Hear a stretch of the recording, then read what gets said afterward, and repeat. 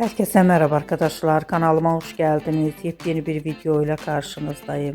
Arkadaşlar bugünkü videomuzda başarılı ve karizmatik oyuncumuz Can Yaman'dan yepyeni görüntüler geldi. Can Yaman'ın katıldığı programdan olan muhteşem görüntülerini sizler için YouTube kanalımda video halinde sunuyorum. Umarım beğenirsiniz. Arkadaşlar videomu beğendiyseniz kanalımı izlemeyi ve bildirim butonuna basmayı unutmayın. Şimdilik benden bu kadar olsun. Yeni videomuzda görüşmek üzere. Hoşça kalın.